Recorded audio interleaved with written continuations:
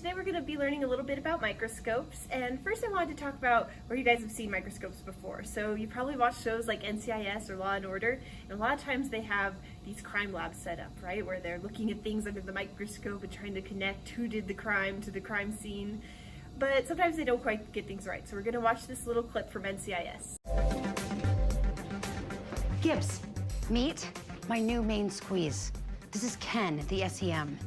My new scanning electron microscope. This baby can magnify up to 500,000 times. Is that anything good? Pollen. So in that scene, Abby was talking about how she got this great brand new scanning electron microscope, and she put up that picture, right, of the pollen that she found inside this man's lungs. And the only problem with that is scanning electron microscopes are great big huge machines. They're super great at what they do, but they can be the size of entire rooms.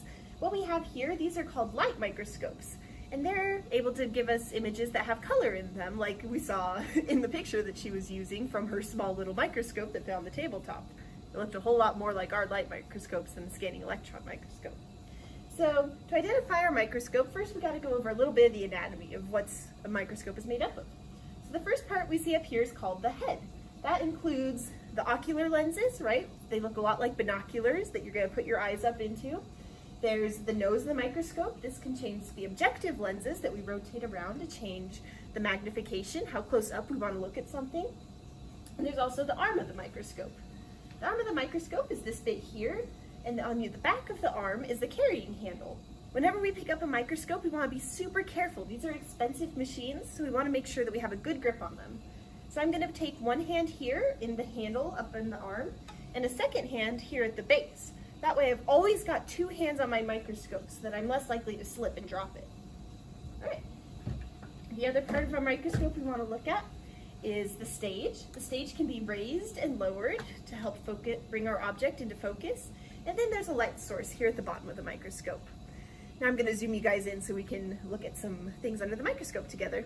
All right, before we can look at any of our samples under the microscope, we're going to need to prepare them. So today I'm going to prepare a little slide with some bacteria. You can see here I've just got it living in a little culture. It's just some broth of nutrients and things that bacteria is like. So I'm going to grab my slide here. You can see it's just a thin piece of glass. I want to make sure I'm grabbing it from the edges. That way I don't get any of my fingerprints smudging it up. I'm going to set it down here.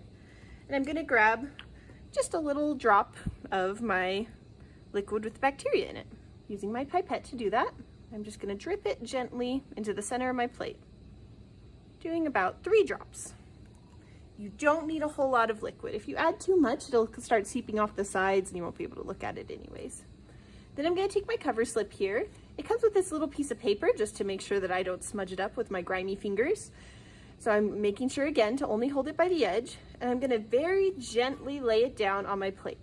You want to do this at an angle. So I'm going to drop it down from one side all the way gently to the other. That way I keep out as many air bubbles as I can. Very nice and smooth. All right, now let's take that over to the microscope. All right, so you can see here I've loaded up the sample that we just prepared into our microscope, and I've used my gross adjustment knob to get it within focus at my smallest magnification setting. For this microscope, that's 4x. You can look up on the screen there and we can see these teeny tiny little dots. I know they look really out of focus for now, right? They're just little bitty grains of sand. But as we zoom in, we'll start to see those a little more clearly. So I'm going to move up to our 10x lens, right? In this case, that's the yellow on our microscope. And we can start to see some cool stuff happening.